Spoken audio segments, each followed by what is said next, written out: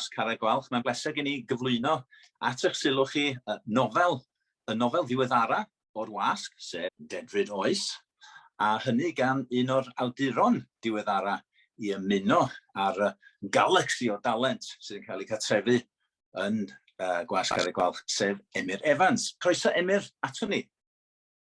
Wel, yr her i ni'n dau heno yma ydy datgelu digon am y nofel i enyn chwilfrydedd y sawl sydd yn gwrando'n astyr heb i ni ddeud gormod a difetha spoilers chadael nhw lle. Achos mae yn nofel sydd hefo sawl tro anisgwyl. Mae gennym fo blot a chymeriadau sy'n mynd â ni i feisydd anisgwyl o bosib yn y Gymru sydd ohoni. Dyma, i mi gael deud be mae'n deud ar gefn y llyfr wrthoch chi. Ebrill 1988, mae Siôn yn fyfyriwr yn Aberystwyth ac yn fodlon gweithredu dros I wlad. Mae popeth wedi drefnu ar tŷ haf yn wag, ond mae penderfyniad byrbwyll cyfaill yn chwalu bywyd Siôn yn yfflon. Dyma nofel am fentro, am egwyddorion, am gyfeillgarwch ac am droi cefn. Wel, wedi hynny o ragymadroddi, dyma'ch nofel gyntaf Emyr, a gael fynd i gochwyn o ble ddoth syniad cychwynnol.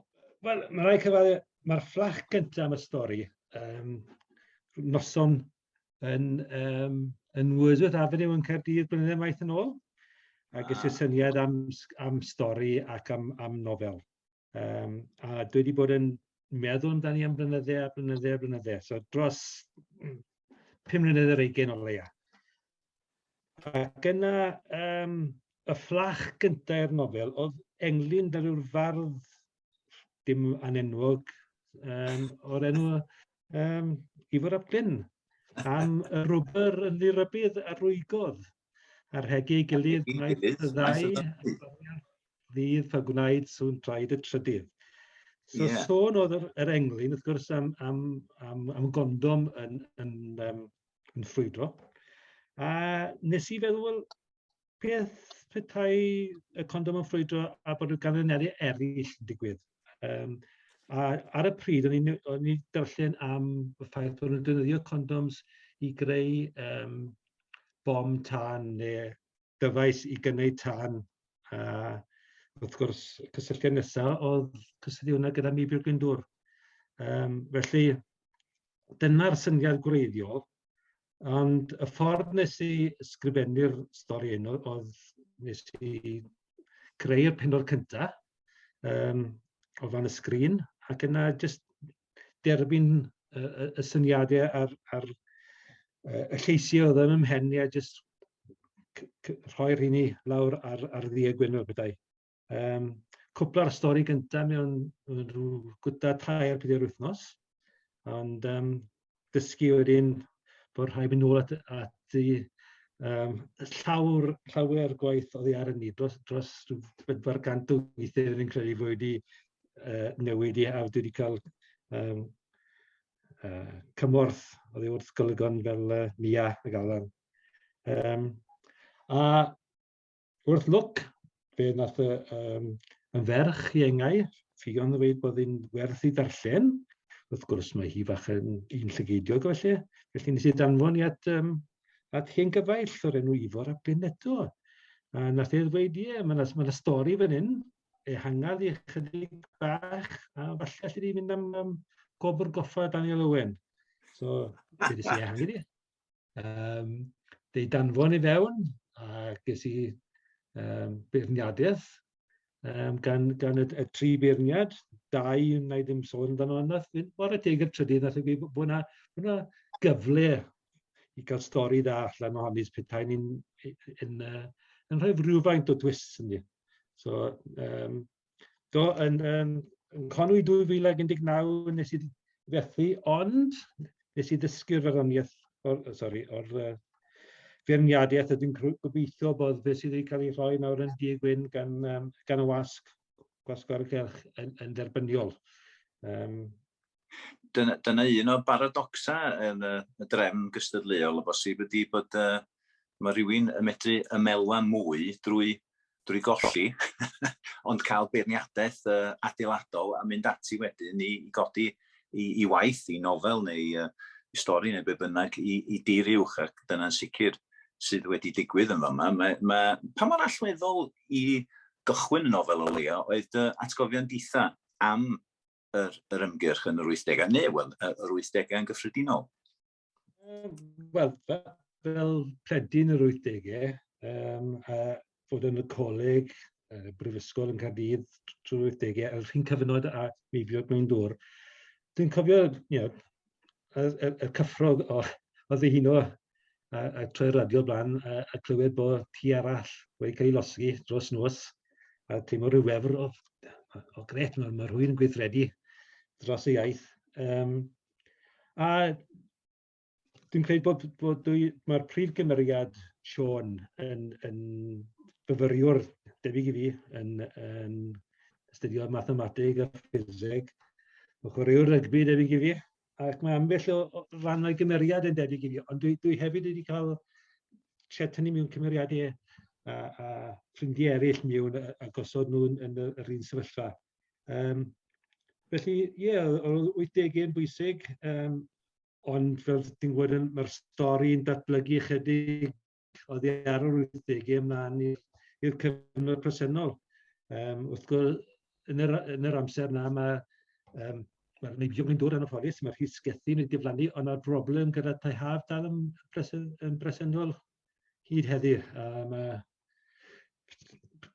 cartrefi, pentrefi yn diflannu i'r Saeson, a mae angen i rywun gweud y stori felly. Wel, yn sicr, a dyna dwi'n meddwl ydy un o gryfderau mawr y nofel, pan oedd rhywun yn ei ieuenctid delfrytsgar, gwthryfelgar nôl yn yr 80au, a fyna, wrth gwrs, yr un genhedlaeth a chdi, mi oedd rhywun yn ymfalchio bod rhywbeth yn digwydd, ond wrth gwrs, doedd rhywun ddim yn rhy agos at y canlyniadau, a dyna ydy camp y nofel yma, bod yn mynd â ni reit i grombil y digwydd, a bod bobl, wel, Siôn yn benodol a chymeriadau eraill yn gorfod wynebu i canlyniadau, i dewisiadau. Mae Emyr, wyt ti wrth gwrs o Geredigion fel Siôn, o Gwrdd Newydd, Siôn o Allt y Blaca, ti wedi sôn yn barod am bod chi'n rannu rhyw ddileit mewn yn gwyddoniaeth, ac yn sicr mae'r elfennau gwyddonol yn y nofel yn gryfder arall. Mae rhywun yn teimlo bod nhw mewn dilo saff yn fan hyn, mae rhywun sy'n gwybod am be maen nhw'n siarad. A ti wedi sôn hefyd am ddileit mewn rygbi, dwi'n siŵr bod ni wedi chwarae yn yr un tîm rhyw unwaith neu ddwy. Ond pa mor debyg fel arall fysa ti'n deud wyt ti i'r prif gymeriad Siôn?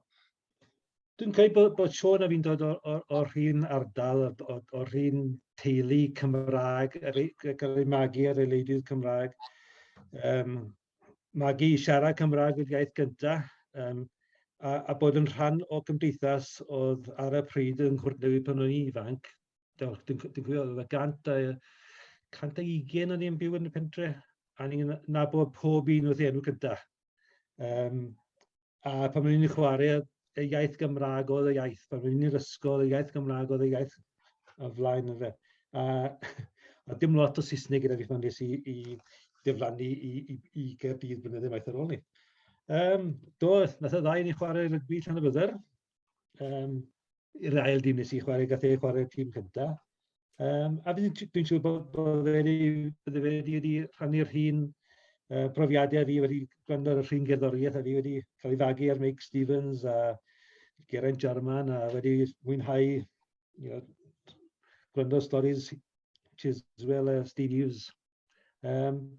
A dwi'n siŵr bod ei gymeriad wedi cael ei greu, wedi cael ei liwio gan y gymdeithas Gymraeg oedd yn De Ceredigion nôl yn yr 80au.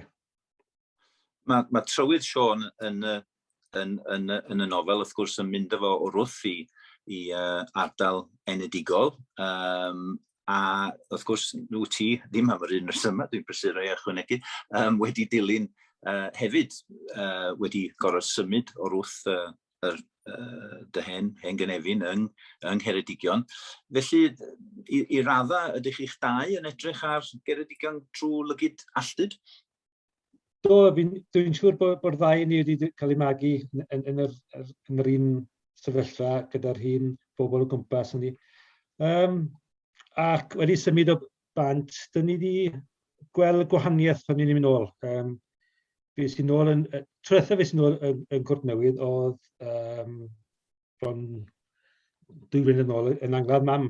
A nôl i'r un capel o'n i'n arfer mynd i pan o'n i'n blentyn.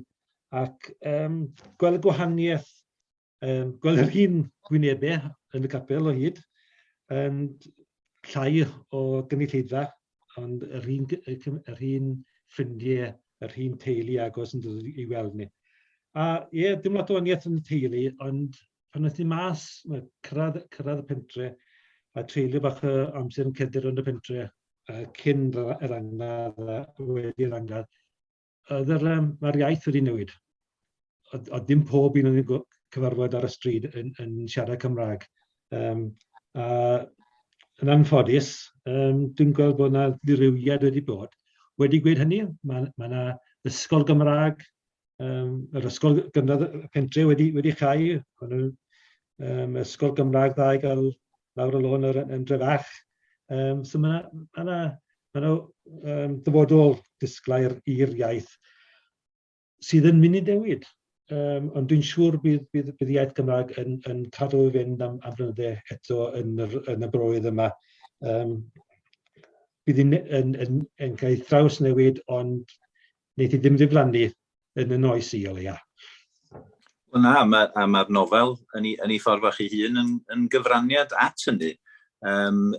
Mai y stori gyffroes ydy'r prif beth yn y nofel, mae yna ddileit mewn iaith, ddileit mewn dawn dweud gyn Emyr Evans yr awdur. I jyst i nodi cwpl o enghreifftiau oedd wedi ymleisio, lle ti'n cyfeirio yn rôl at rhywun efo rhyw hanner mwgyn fel chweched bys ar ei law, lle mae yna gyfeirio yn rôl arall ser yn pefrio yn y tonna ar ddiwrnod braf. Felly, fel dwi'n dweud, mae yna ffraethineb yn ysgwennu weithiau o gegau y cymeriadau, weithiau fel rhan o'r naratif. Bod ti'n stori digon dirdynol ac yn ymwneud y pynciau difrifol iawn, mae yna hefyd yn bringo hiwmor. Mae'r penodau yn y llyfr yma, maen nhw gyd yn reit weledol.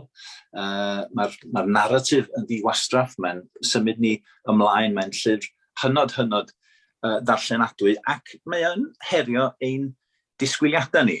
Mae pobl yn troi cefn ar Siôn, mae'n cael ymgeledd o gyfeiriadau anisgwyl o bosib.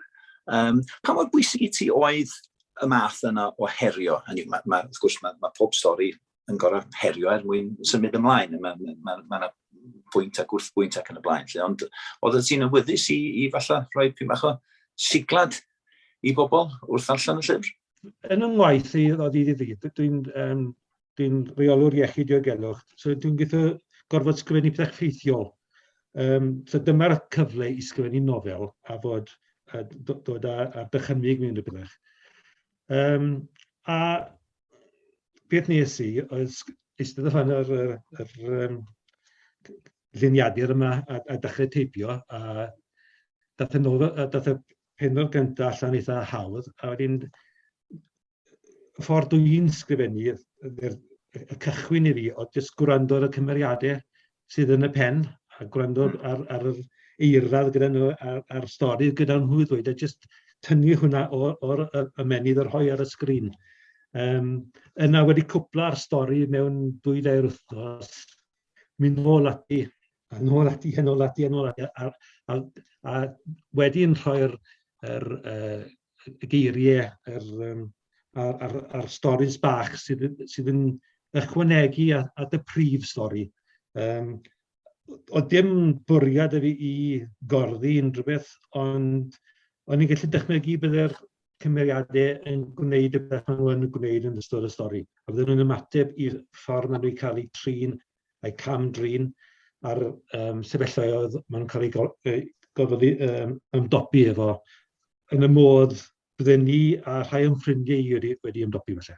Wel, mae diwedd y nofel yn caniatáu y posibiliad o nofel fasa'n ddilyniant iddo, allai ddweud gymaint o hynny heb ddifetha hwyl neb.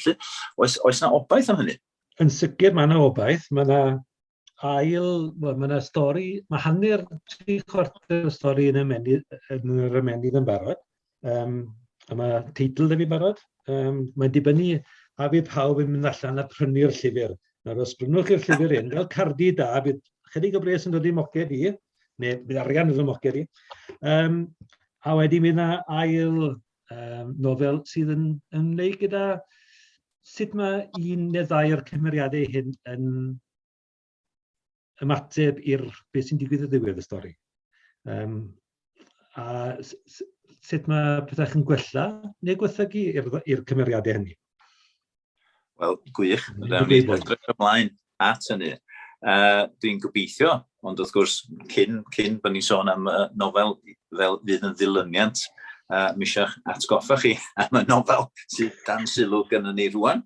Dwi'n gobeithio ar ôl gwrando ar hyn o gyflwyniad, a byddwch chi'n cael eich ysbrydoli i redeg allan i fyny copi o Dedfryd oes a'i darllen hi, a dwi'n siŵr newch chi mwynhau. Mae'n nofel gyffroes, hynod darllenadwy, mae ar gael i chi am £8.50 o'ch siop lyfr lleol neu drwy gwales. Felly, am y tro, diolch i ti Emyr, diolch i Gwasgar y Gwalch, hwyl fawr.